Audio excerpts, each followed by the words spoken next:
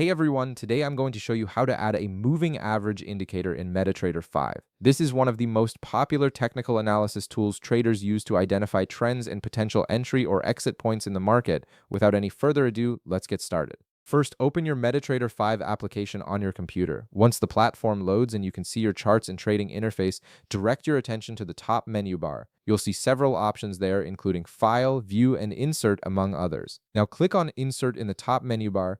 This will open a drop-down menu with various options for adding different elements to your chart. From this drop-down menu, hover over or click on Indicators. This is where MetaTrader 5 houses all of its technical analysis tools and indicators that you can apply to your charts.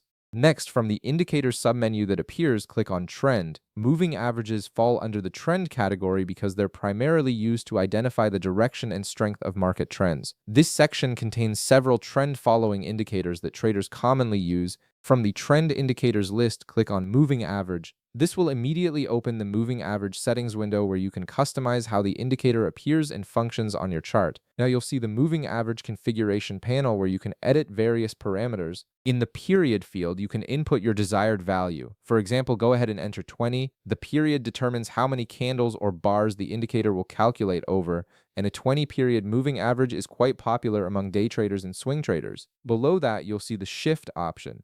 This parameter allows you to shift the moving average forward or backward on your chart. Adjust this value based on your preference or leave it at 0 if you want the moving average to align with the current price action. Next, click the drop-down menu next to Method. Here you'll have 4 different calculation methods to choose from: simple, exponential, smoothed, and linear weighted.